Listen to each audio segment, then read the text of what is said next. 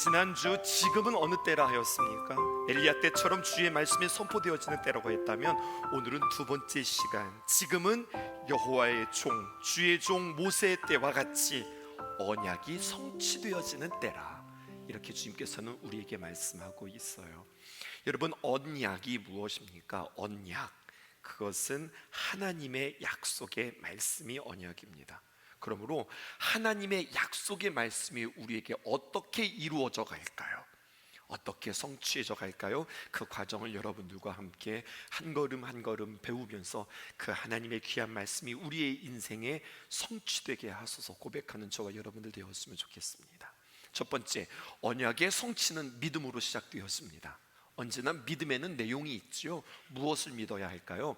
하나님께서 나를 알고 있음을 믿을 때에 하나님의 언약의 말씀은 성취되어진다는 겁니다. 모세가 하나님의 말씀에 순종하여서 바로의 앞에 섭니다. 그리고 하나님의 귀한 말씀에 순종하여 바로 앞에 섰더니 바로가 고꾸라졌더라. 그렇게 성경은 우리에게 이야기하지 않고 상황이 풀리기는커녕 오히려 상황이 악화되었습니다. 오히려 이스라엘 백성들이 모세에게 쫓아왔습니다. 그리고 하는 말이, 도대체 무슨 말을 했길래 우리의 노역이 더욱더 이렇게 심해졌는가, 어려워졌는가, 우리가 더욱더 고통스러워졌다. 그냥 가만히 있나 있지, 당신이 말해서 우리가 더 힘들어졌다고. 모세는 하나님의 말씀에 그냥 순종했던 것뿐인데 상황은 점점 더 악화되어져 가더라는 이야기죠. 그러니까 여러분, 모세가 그 원망을 그대로 받아가지고 와서 그 원망을 그대로 하나님께 쏟아내는 장면이 오늘 22절에 기록되어져 있습니다. 모세가 여호와께 돌아와서 아뢰되, 주여, 어찌하여 이 백성이 학대를 당하게 하셨나이까? 어찌하여 나를 보내셨나이까? 도대체 이해가 할 수 없다고 하는 의미로 어찌하여 이렇게 하나님 앞에 계속해서 말하는 이 모습은 어쩌면 이 항변이 우리의 삶의 모습과도 많이 닮아 있는 모습은 아닌가 생각해 보는 거죠. 하나님, 약속의 말씀은 있는데 도대체 이거 나를 향한 말씀 맞습니까? 왜 나는 안 풀리지요? 왜 나에게는 더 어려움만 있지요? 왜 하나님, 나에게는 어떤 일들도 일어나지 않죠? 오히려 상황들이 더 어려워졌습니다. 힘들어졌습니다. 이제 와서 그 일들을 나보고 감당하라고 하면 하나님 어떻게 하십니까? 좀 풀어주신 뒤에, 뭔가 좀 자리를 만들어 주신 뒤에 그 다음 뭐라도 할 수 있으면 하겠는데 도무지 뭔가를 할 수가 없는 상황입니다. 하나님 앞에 불평하는 우리들의 모습, 모세와 많이 닮아 있지 않아요? 또 한 가지 우리가 발견할 수 있는 모습이 있습니다. 출애굽기 3장 18절에 보니까 우리의 모습은 또 이러하지 않은가 한번 발견해 보세요. 주님께서 말씀하시죠. 너는 그들의 장로들과 함께 애굽 왕에게 이르기를, 히브리 사람의 하나님 여호와께서 우리에게 임하셨은즉 우리가 우리 하나님 여호와께 제사를 드리려 하오니 사흘길쯤 광야로 가도록 허락하소서라고 이야기해라. 그리고 하나님께서 이렇게 말해라 라고 말하면 바로는 이렇게 이야기할 것이다 라고 그 다음에 이야기까지 하나님께서 해주세요. 지금 18절 보았죠? 19절 볼게요. 이렇게 기록되어 있습니다. 내가 아노니, 강한 손으로 치기 전에는 애굽 왕이 누굽니까? 바로 아닙니까? 너희가 가도록 허락하지 아니하다가 내가 내 손을 들어 애굽 중에서 여러 가지 이적으로 그 나라를 친 뒤에야, 이게 뭐를 의미하는 거죠? 그들에게 10가지의 재앙이 임한 뒤에야, 그제서야 너희를 그 바로가 항복하고서 보내주게 될 것이야. 앞으로 일어날 모든 일들에 대하여서 하나님께서 다 가르쳐 주시는 거예요. 19절 말씀 보세요. 어떻게 시작합니까? 내가 아노니, 내가 알지. 우리 하나님은 어떤 하나님이세요?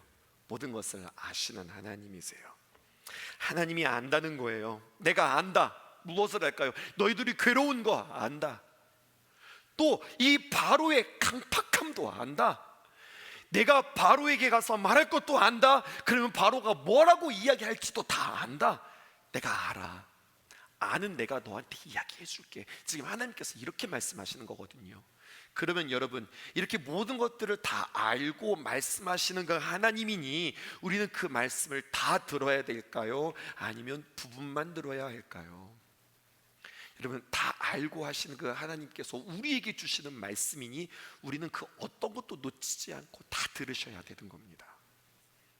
하나님의 말씀이 나를 향한 말씀이라고 여러분들 믿어지세요? 이건 그 누군가를 위한 말씀이 아닐까? 이런 말씀이 있다고? 이건 나랑 별 상관이 없는 말씀 같은데, 여러분 그렇게 생각하지는 않으세요? 그럼 하나님의 언약의 말씀이 이루어지지 않아요. 기억하십시오.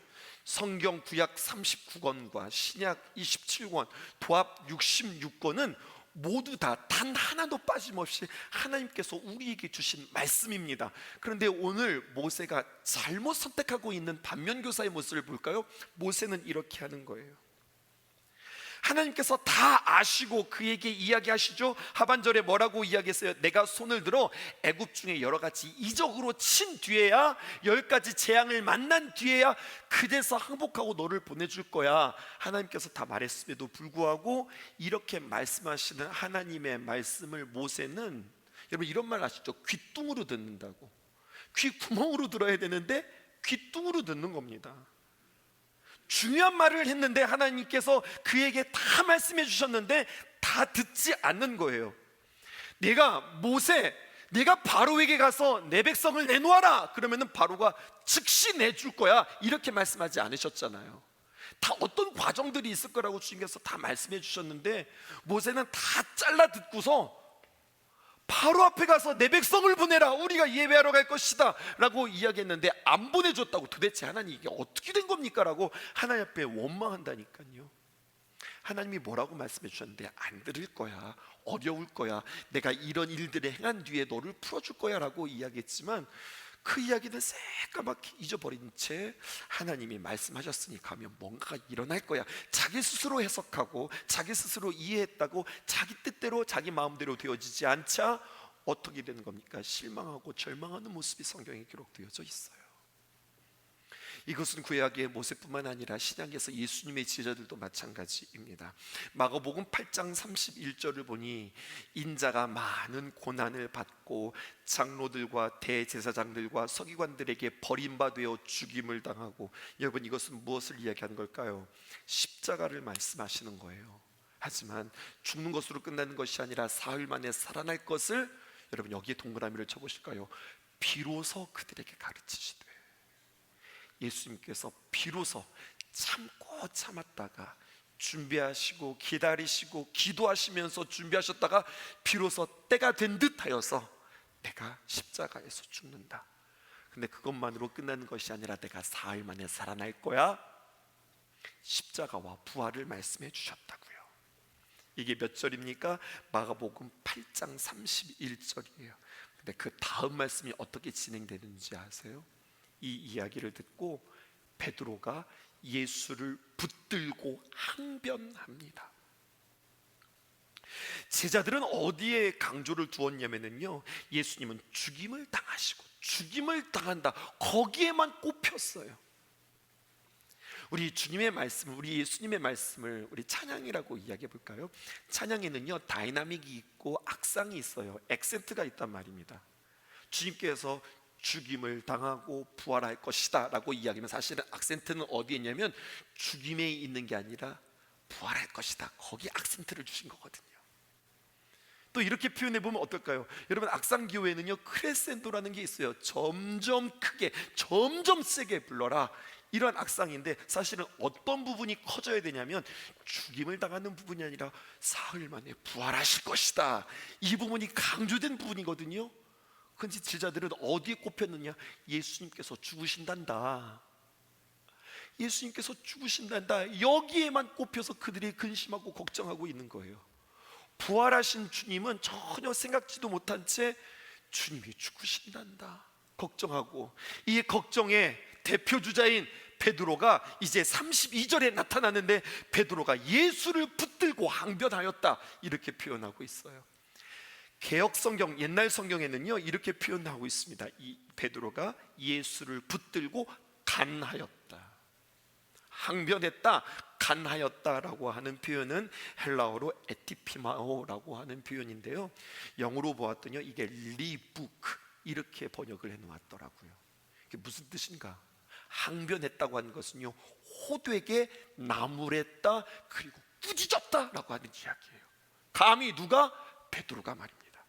그리고 그것은요 그냥 말한 게 아니라 성경 보실까요? 32절에 보니까 베드로가 예수를 붙들고 항변하매라는 거예요.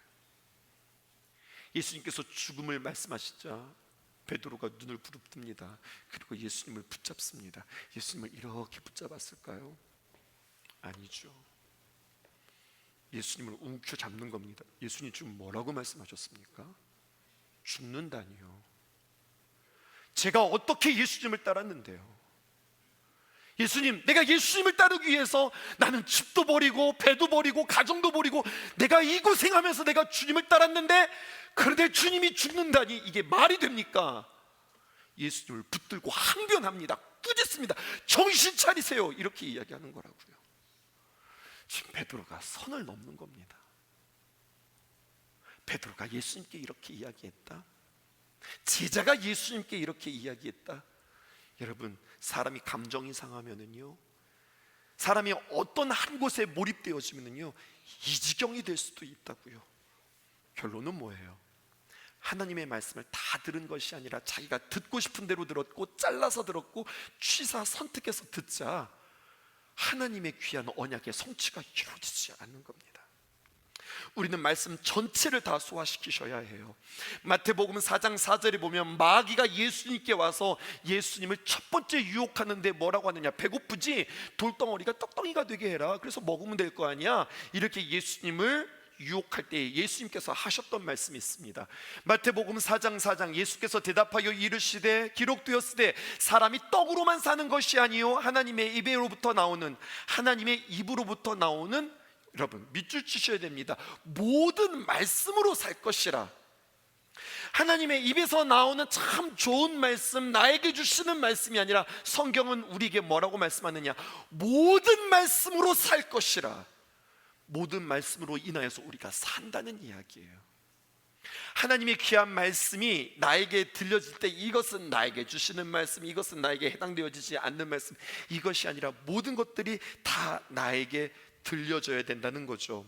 부분적으로 듣고 내가 좋아하는 말씀, 내가 고른 말씀 들으면 어떻게 되는 줄 아세요?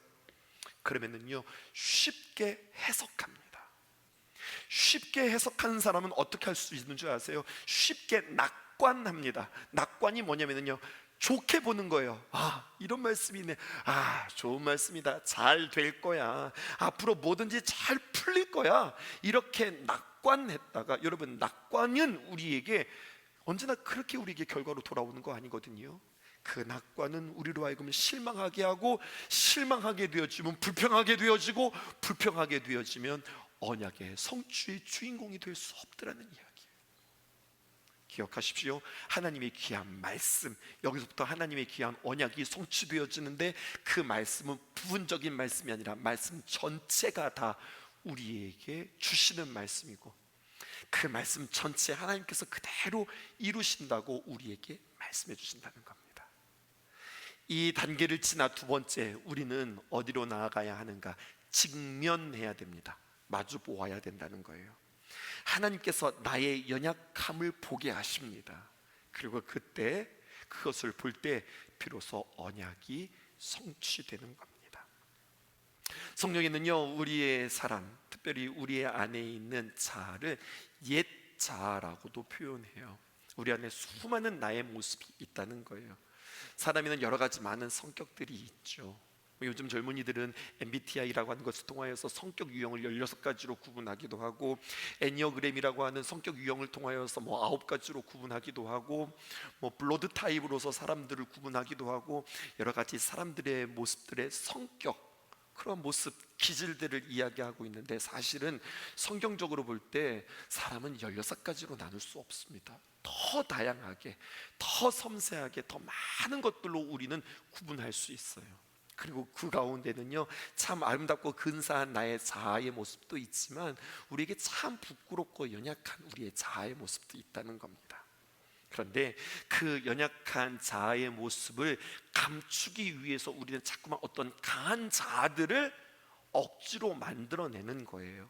마치 영화에서 나오는 조직의 두목처럼, 보스처럼 나는 별거 아닌 나의 모습을 자꾸만 이렇게 풀리는 거예요. 센 척한단 말입니다. 뿐만 아니라 딱딱한 갑옷으로 나를 두르기도 하고요. 자꾸만 나를 이렇게 높이면서 나는 이런 사람이라고 이야기하는 것은 결국 어떤 사람이라는 거예요? 사실은 약한 사람이고 작은 사람이라고 하는 거거든요. 근데 그런 나의 자아를 숨기고 거짓 자아를 만들어내는 모습들이 우리에게 있다는 겁니다. 그러면 이 작은 자아, 연약한 자아를 이렇게 표현하고 싶어요. 조금 날 것으로 표현하는데 찌질한 자라고요. 찌질하다고 하는 표현 여러분 아세요? 사전을 찾아보았더니 원래 이 찌질하다라고 하는 표현은 표준어가 아니래요. 원래는 찌질하다라고 하는 말인데 그것을 세게 발음한 거예요. 뭐 이런 거랑 똑같은 거죠. 소주라고 이야기하지 않고 소주라고 이야기하는 것처럼 말입니다. 찌질하다가 아니라 찌질하다, 이렇게 사람들은 이야기하는데, 이 말은 보잘것없고 변변치 못한 모습, 그리고 무엇인가에 억눌려서 길을 펴지 못하는 모습을 나타내는 말이라 할 수 있어요. 좀 더 우리에게 응용해 볼까요? 이런 거죠. 남들은 다 잘하는데 왠지 나만 못하는 것 같아서 그 무능력 가운데 사로잡힌 나의 모습을 찌질하다, 이렇게 말하는 거예요. 세련되지 못하고 뭔가 뒤떨어져 있는 모습을 가리켜서 찌질하다고 이야기하고, 뭔가 눈치채고서 빠릿빠릿하게 해야 되는데 이 빠릿빠릿하지 못한 이 눈치 없음이 찌질한 거라고 우리는 그렇게 여겨집니다. 근데 여러분 한번 대답해 보시겠어요? 우리 겉 말고, 지금 여러분들이 이 모습 말고 우리 안에 나의 옛사람에 나의 건강한 자아도 있지만, 여러분 정말로 감추고 싶은 연약한 자아, 여러분들에게 소개했듯 그러한 찌질한 자아의 모습이 나에게는 있어요, 없어요? 여러분 너무 솔직한 거 아니에요? 여러분 그래요, 맞아요. 우리 모두가 다 부끄러운, 내가 사람들한테 나타내지 않아서 그렇지 부끄럽고 연약하고 보잘것없고 변변치 못한 우리들의 자아의 모습이 있단 말이에요. 그런데 이러한 모습을 우리는 자꾸만 어떻게 한다고 그랬어요? 앞에서도 이야기한 것처럼 강한 나, 보스와 같은 나, 철갑을 두른 나, 이렇게 해서 나의 모습을 딱 감추어주고, 또 그렇게 감추어야 사회생활을 할 수 있고 세상의 무대에 우리는 연극하면서 때로는 살아가기도 하거든요. 그런데 갑자기 어떤 문제들을 딱 만났을 때 말입니다, 나의 이 찌질한, 이 연약한 자아가 툭하니 터져나오고 마른 거예요. 참 감추고 싶은 모습인데, 다른 사람들에게 드러내고 싶지 않은 모습인데, 내가 생각해봐도 내가 참 싫은 나의 모습들이 나에게 툭하니 불거져 나온다고요. 차라리 남 모르는 사람들은 모르겠어요. 아니, 우리 성도들에게 나의 이 찌질한 모습들이 툭하니 나와버리고 말았어요. 또 내가 정말로 사랑받고 싶고 내가 참 좋아하는 우리 목사님에게 나의 이런 모습들이 탁 나왔어요. 우리 성도들 간에 이런 모습들이 나왔어요. 그러면요 여러분, 이런 모습들이 나올 때에, 나도 모르는 사이에 이런 나의 모습들이 들통이 났을 때에, 그때 나에게 나타나는 반응은, 아이고 나 이제 어떡하나, 나 이제 아무것도 못하겠다, 나는 그런 사람이 아니라고요, 나는 그런 제목이 아니라고요, 여러분 사람 잘못 봤다고요 하면서 우리는 자꾸만 피하고 숨어 들어갈 수 있어요. 길게 설명했죠. 오늘 모세를 여러분들에게 소개하고 싶은 겁니다. 그리고 어쩌면 이 모세의 모습이 우리에게 있을 수도 있어요. 그가 뭔가 잘해보려고 그랬어요. 시대가 그를 불렀습니다. 어쩌다가 내가 이 애굽의 궁궐에서 살까, 내가 처음에는 왕인 줄 알았고 왕의 자손인 줄 알았는데 가만히 보니까 나의 유모가 이야기하는 거예요. 너 그거 알아? 사실 내가 네 엄마라는 거 알아? 너는 이곳에서 살아가게 된 이유가 뭔지 알아? 네가 어떻게 그 나일 강가에서 건져진 줄 알아? 하나님이 너를 향한 놀라운 계획이 있으셔. 예, 너는 이곳의 왕자로 살아가면서 너는 이집트의 왕자가 아니라 너는 이스라엘을 구원할, 너는 리더란다. 처음에는 이것이 받아들여지지 않다가 시간이 지나면 지날수록 계속해서 그 말씀이 자신에게 다가오자 그는 가슴이 뛰기 시작하는 겁니다. 내가 과연 할 수 있을까? 내가 이스라엘 백성들을 구원할 수 있을까? 밖에서 나가서 그 이스라엘 백성들을 보는데 저들이 나의 민족이라고? 저들이 나의 동포라고? 근데 저들이 저렇게 고통당하고 있다고? 그는 그래서 준비하기 시작합니다. 공부하고요, 무예를 연마하고요, 여러 가지 많은 정보들을 갖기 시작하고요, 많은 인맥들을 만들어 보기도 하고요, 하나하나 치열하게 철저하게 정말로 그는 수고를 다하여서 그 시대의 부름 앞에 그가 서는 겁니다. 그의 나이 40살이 될 때까지. 그리고 비로소 자신의 때가 왔다고 생각하는 거죠. 그리고 이때다 싶어서 이제 그가 행동 개시하기 시작합니다. 내가 이제까지 준비했던 모든 것들을 이제 펼쳐 보이리라 하고서 뭔가 용기를 내어서 이제 그 일들을 감당하려고 한 걸음 내밀었는데, 그런데 여러분, 그때 갑자기 이런 소리가 들리는 겁니다. 그것도 놈이 아니라, 애굽 사람이 아니라 내 동포에게 이런 소리가 들리는 겁니다. 출애굽기 2장 14절, 그가 이르되, 여기서 말하는 그는 이스라엘 백성들을 말하는 겁니다. 누가 너를 우리의 다스리는 자와 재판관으로 삼았는가? 네가 뭔데 나서? 이렇게 되는 거예요. 우리가 언제 너보고 우리를 다스려 달라고 그랬어? 우리가 언제 너보고 우리 재판관이 되어달라고 그랬어? 네가 애굽 사람을 죽인 것처럼 나도 죽이려고 그래? 여러분, 그런 거 아니잖아요. 그런데 인정받지 못할 뿐만 아니라 모함을 받습니다. 나도 죽이려고 그러는구나. 이 이야기를 듣자 모세가 두려워합니다. 사람이 두려운 게 아니에요. 이제까지 자신이 쌓아왔고 준비해왔던 것들이 한순간에 무너지는 거예요. 내가 무엇을 바라보고 뛰어왔지? 내가 이제까지 무엇을 준비했지? 나는 애굽은 고사하고 나의 백성들조차도 나를 인정해주지 못하는 사람이구나. 나의 모습을 발견합니다. 이 일이 탈로 되었구나. 탈로 되었다. 감춰졌던 것이 드러났구나. 자신의 계획이 드러났을 뿐만 아니라 여러분, 여기에는요, 자신의 모습까지도, 감추고 싶었던 모습까지도, 나름대로 부끄러웠지만 내가 한번 해볼까? 라고 하는 참 좋은 마음까지도 와르르 무너지는 모습이 그에게 있었습니다. 그리고 그는 무엇을 선택합니까? 40년 동안 준비했던 모든 것들을 다 뒤로 미루고 40년 동안 광야 생활하면서 그는 야인으로 살아가는 겁니다. 모든 것들을 다 포기하고 모든 것들을 다 잊은 채 그냥 그렇게 살겠노라고 인생을 때우는 인생이 되었다고요. 그런 그에게 하나님께서 오셔서 다시 한번 그를 설득합니다. 네가 누군 줄 알아? 너의 사명이 무엇인 줄 알아? 계속해서 그를 가르치고 설득하고 이야기하여, 여러분, 그래서 그 모세가 다시 한번 마음 먹고 80년 만에, 40년이 지나 그의 나이 80살에 그렇게 설득되어 모세가 바로 앞에 섰으니 얼마나 각오하고 섰겠어요. 그리고 하나님의 말씀에 순종하였으니 이제 얼마나 기대했겠어요. 그러면 일이 잘 풀려야 되는데 뭐라고요? 오히려 일이 똑같이 안 되는 겁니다. 40년 전에 거절되었던 그 트라우마가 그대로 다시 한번 자신에게 올라오고 40년 전에 있었던 일들이 그대로 자신에게 지금 재현되어지고 있는 겁니다. 40년 전에도 네가 뭔데 우리에게 이렇게 일하는 거야? 너 때문에 우리가 고통당해? 라고 이야기한다면 네가 뭔데 바로에게 이야기를 해서 왜 우리가 고통을 당하냐? 지금 이 이야기를 들었으니 모세는 이렇게밖에 말할 수가 없는 거예요. 이 배경을 생각하고 다시 한번 22절 볼까요? 모세가 여호와께 돌아와서 아뢰되, 주여 어찌하여 이 백성이 학대를 당하게 하셨나이까? 아니, 그건 둘째치고 주여 어찌하여 나를 보내셨나이까? 이렇게 만들어 주실 거 알고서도, 이런 상황이 있을 거 주님 알고서도 어찌하여 나를 보내셨습니까? 그렇게 이야기하는 모습입니다. 달팽이 아시죠? 여러분, 달팽이 기껏 용기 내어서 달팽이가 머리를 쑥 내밀었는데 탁 머리를 쳤더니 이 달팽이가 깜짝 놀라가지고요, 그 자기의 달팽이 집 속으로 쑥 들어갔어요. 그리고 나올 생각을 하지 않는 거예요. 모세가 똑같이 이런 경우를 만난 겁니다.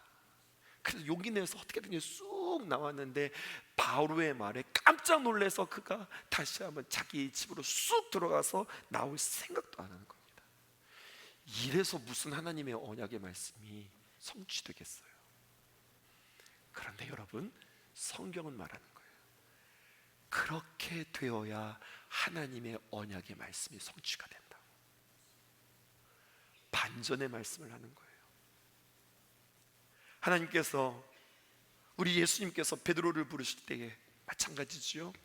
베드로가 밤이 맞도록 수고하면서 내가 뭔가 고기를 잡아버리라 했는데 목수 앞에서 자기가 아주 그냥 탈탈 털리는 부끄러운 자가 되었어요. 그때 주님께서 비로소 내가 나의 제자가 되리라, 주님께서 말씀하셨던 것처럼 모세가 완전히 와르르 무너지고 내가 또 아무것도 할 수 없나 라고 완전 바닥을 칠 때, 나의 모습을 직면했을 때 드디어 주님의 두 번째 언약의 성취의 단계에 들어온 겁니다. 그리고 마지막 세 번째, 이제 여호와의 이름을 아는 것으로 이제 그 언약은 완성된다고 주님께서 말씀하고 계세요. 출애굽기 6장 2절에서 13절에 보면 그렇게 쑥 들어간 이 모세에게 다시 한번 재소명, 리콜 하시고 다시 그에게 재사명, 리미션을 주시는 하나님의 귀한 말씀이 기록되어져 있습니다. 사실은 언제부터 그를 불러대고 설득하기 시작했냐면 출애굽기 3장부터 시작했거든요.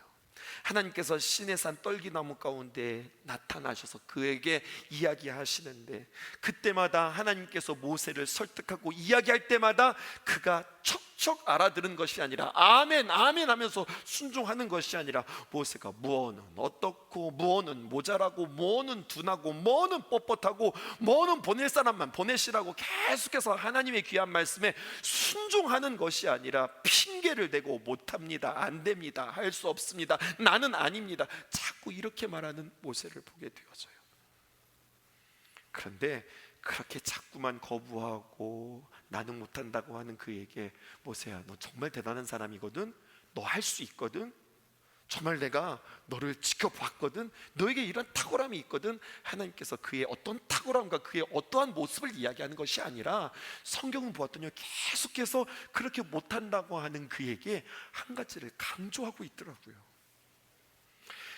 출애굽기 6장 2절부터 시작하여서 8절까지 보겠는데요, 계속해서 반복되어지는 표현을 붉은색으로 적어보았습니다. 뭐라고 이야기하느냐, 그렇게 못하는 그에게 나는 여호와니라. 6장 6절 볼까요? 나는 여호와라. 6장 7절을 볼까요? 너의 하나님 여호와인 줄 알라. 또 6장 8절을 볼까요? 나는 여호와라. 계속해서 하나님 뭐를 말씀하세요? 내가 누군 줄 아니? 너를 바라보지 말고 내가 누군 줄 아니? 나는 여호와라. 이렇게 이야기하는 거예요. 사명을 감당하기 위해서 가장 중요한 것은 무엇이냐? 바로 내가 아니라 하나님이라고 하는 겁니다. 내가 누구인지 자꾸만 들여와 봤자 자꾸 나를 봐, 그럼 결국 넌 이렇게밖에 말할 수 없어. 나는 부족합니다, 나는 연약합니다, 나는 뻣뻣합니다, 나는 보낼 만한 사람이 아닙니다. 맞아, 네가 너를 바라보면 정말 그렇게밖에 말할 수 없어. 그러므로 하나님께서 나를 봐라 그러면서 자신의 이름을 가르쳐 주시는 거예요. 나는 여호와니라. 여호와의 뜻이 뭔 줄 알아야 되겠죠. 두 가지 뜻이에요. 첫 번째, 야훼, 여호와라고 하는 뜻, 그것은 나는 너를 위해 존재한다. 두 번째, 나는 너를 위하여 행동한다. 나는 너를 위해서 지금 일하고 있다. 이게 여호와 하나님이라고 하는 그 이름의 뜻이란 말입니다. 이 말씀이 들리십니까? 이 말씀 전체가 다 들리십니까? 뭐 하나님이 뭐 나를 위해서 존재하시겠어, 뭐 목사님을 위해서 존재하시겠지, 이렇게 생각하고 하나님이 나를 위해서 일하신다고? 근데 뭐 내가 이게 뭐야? 그럼 이게 뭐가 되냐면 맨 앞에 그 모세의 불평이 되는 거예요. 여러분, 믿음으로 이 말씀을 다시 한번 받아보세요. 나는 너를 위해서 존재한단다. 나는 너를 위하여서 오늘도 쉬지 않고 일하고 있단다. 너는 너를 보지 말고 나의 이름, 중요하니까 알람 울리는 거예요. 나의 이름 여호와임을 알라. 너무 중요한 이야기입니다. 여러분, 이 말씀이 믿어질 수 있기를 원합니다. 여호와 하나님이 중요하다니까요. 여호와 하나님이 나를 위해서 존재하시는구나. 여호와 하나님이 나를 위하여서 일하시는구나. 이것을 알 때에 우리 하나님이 새롭게 보여요. 여러분, 본질적이고 근원적인 이야기 한번 해볼게요. 정말로 중요한 이야기니까 한번 대답해 보세요. 하나님께서 이스라엘 백성들을 애굽에서 이렇게 건져서 가나안 땅으로 인도하셨어요. 왜 그러셨을까요? 왜 하나님께서 이스라엘 백성들을 애굽에서 건지셨을까요? 그들이 애굽에서 정말로 인간답지 못하게 살았거든요. 너무 고통당하고 학대당하고 사람인데 사람같이 취급당하지 못하고 너무나도 원래 그들이 애굽에 내려갈 때는 그렇게 살아간 거 아니었거든요.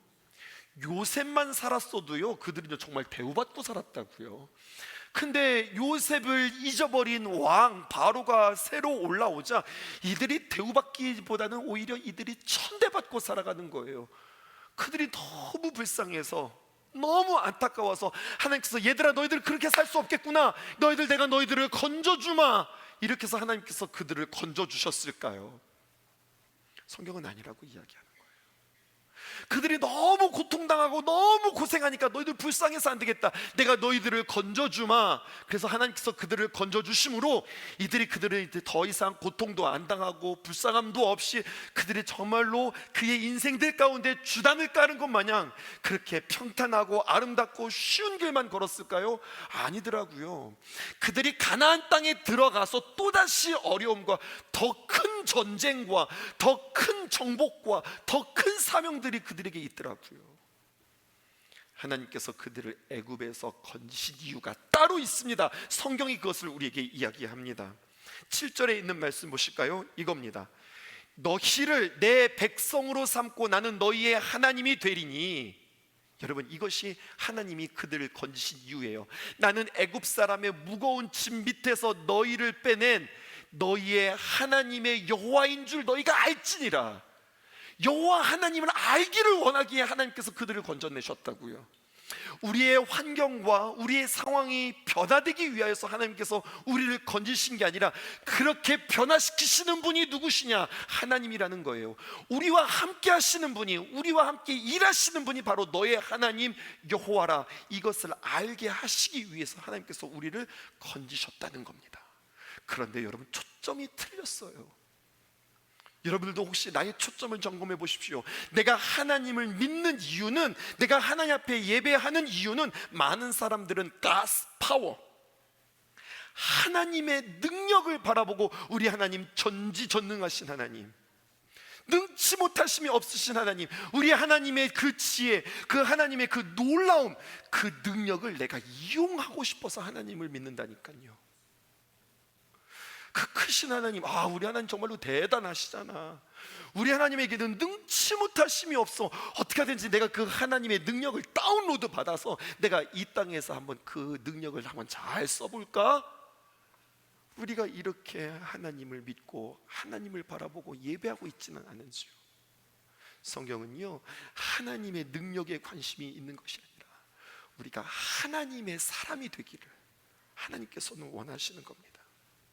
우리는 하나님을 인격적으로 만나고 우리가 하나님을 인격적으로 알고, 그분이 나의 삶 속에서 이렇게 도우시는구나, 하나님이 나의 삶을 이렇게 일하고 계시는구나. 토막토막 잘라서 보면 아무것도 아닌 것 같은데 이렇게 쭉 연결해서 보니까 그러네, 하나님께서 이렇게 일하시는구나.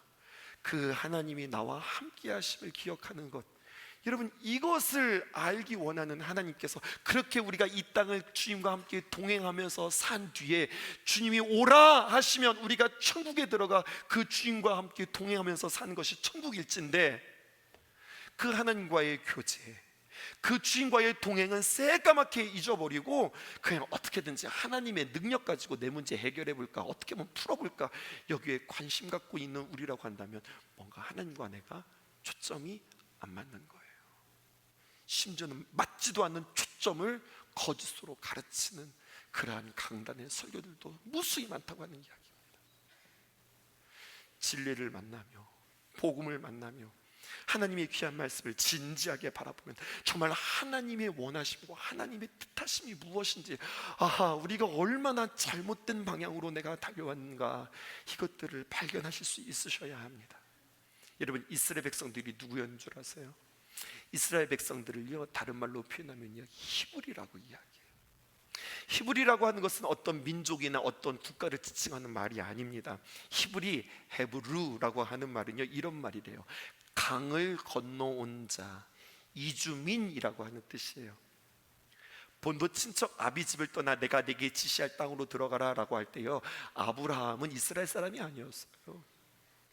그의 고향은 하란이었잖아요. 그의 살았던 지역은 메소포타미아 지역이었잖아요. 근데 하나님께서 그를 불러오셨거든요. 그러면 이스라엘에서, 가나안에서 살았던 사람의 입장에서 볼 때 그들은 누구냐? 이주민인 거예요. 똑같은 이야기가 애굽에서도 일어난 거잖아요. 그들이 잘 살고 있었는데 어떻게 저 이스라엘 백성들이 이주해 왔어요. 그러므로 애굽 사람들은 그들을 뭐라고 불렀느냐? 히브리라고 불렀다고요. 이것은 굉장히 이렇게 높여주는 이야기가 아닙니다. 굉장히 하대하는 말이에요. 여러분, 종살이하던 최하층민들을 말하는 말이 바로 히브리라고 하는 말이에요. 이것을 우리의 한글로 정말로 적나라하게 번역하면 이런 거예요. 어디서 그지 같은 것들이, 이런 말이 히브리라고 하는 말이에요. 조롱하는 말입니다. 그런데요, 하나님께서는요, 우리에게 뭐라고 이야기하시는가? 나는 히브리의 하나님이라. 너희들 그지 같다고 그랬지. 거지 같은 너희들의 하나님이라, 이렇게 말씀하고 계세요. 우리의 옛자 툭하니 붉어지고 우리의 부끄러움이 다 드러난 우리를 향해서 그런 너의 하나님이라 우리에게 이렇게 이야기하신다고요. 너의 어떠함이 아니라 하나님의 언약은 하나님의 존재와 하나님의 귀한 역사로 이루어진다, 이렇게 이야기하는 거죠. 모세는 자꾸만 포기해요. 하지만 하나님은 포기하지 않으십니다. 우리는 포기할 수 있지만 하나님은 결코 포기하실 수 없으세요. 결국에는 끊임없이 이 모세를 설득하고 계시잖아요. 지난주 말씀 기억나세요? 엘리야가 나자빠져서 아무것도 못한다고 할 때 하나님께서 그에게 찾아가서 왜 내가 지금 여기 있니? 엘리야를 쓰다듬어 주시고 세워주시고 먹여주셨던 그 하나님이 동일하게 오늘도 모세에게 와서 내가 할 수 있다, 내가 너와 함께한다, 내가 너를 도울 거다, 내가 너에게 도울 만한 사람들을 붙일 거다. 그게 무슨 말이에요? 나는 쉬지 않고 너와 함께 일할 거야. 이게 주님의 말씀이거든요. 우리는 하나님을 놓을 수 있지만 하나님은 결코 우리를 놓으실 수 없습니다.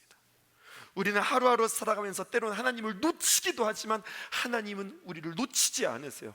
때로는 우리가 좀 못돼서 때로는 작정하고 하나님을 놓을 때가 있어요. 아이 뭐 이것도 먹고 다 귀찮다 하고 하나님을 놓을 때가 있어요.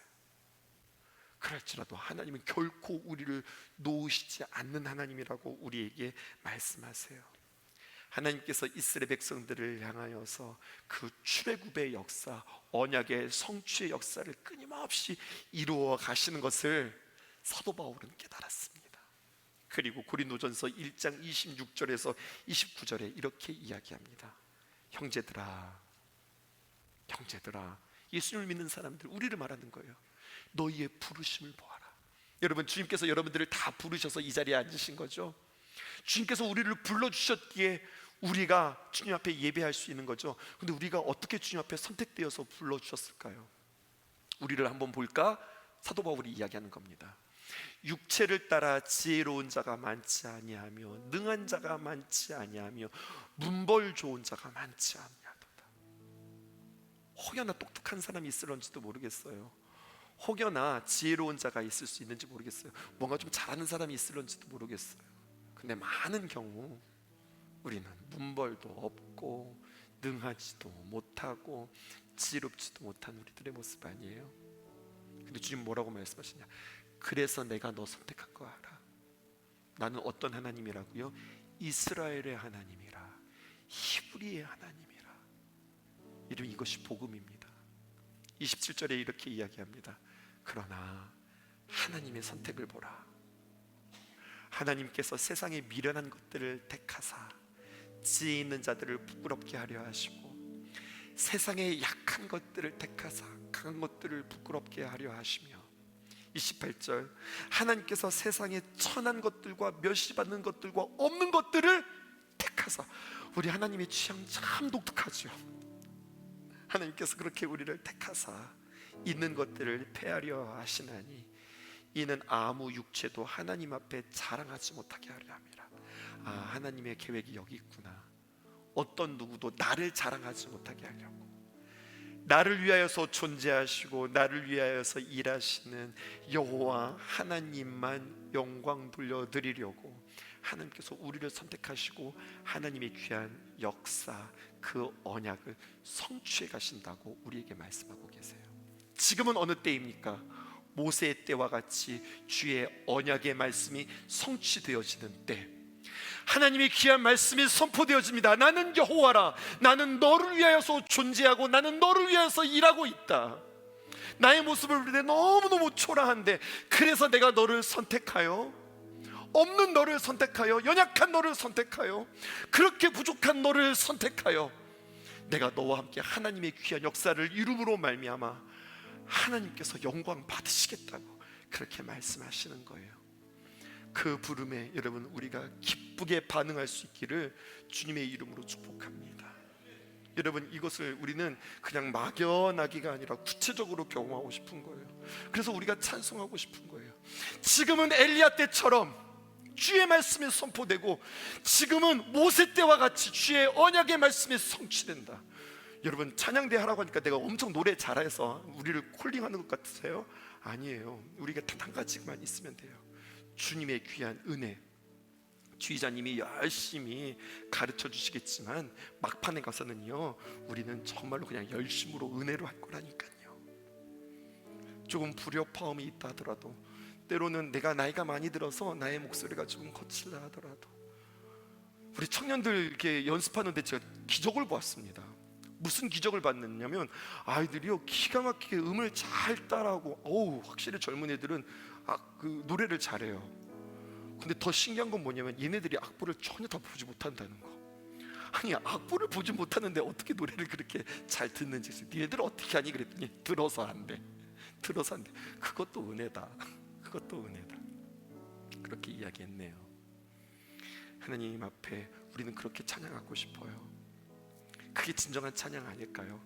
은혜를 경험하여서. 여러분 한마디 한마디 우리가 가사를 묵상하면서 이게 그런 뜻이지, 그런 고백이었지, 지금이 우리가 이런 때지, 하나님께서 우리를 사용하시지.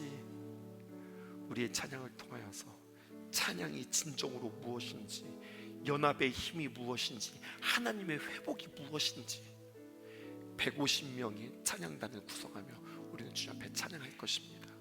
함께 뒤에서 중보해 주시고요, 기도해 주시고요, 동참해 주시고요. 목사님 제가 노래를 못해도 못하는 당신이기에 더 은혜가 끼칠 수 있습니다. 그렇게 주님 앞에 귀한 사역들을 함께 감당하는 저 여러분들 되어지기를 주님의 이름으로 축복합니다. 지금은 엘리야 때처럼 주 말씀이 선포되고 또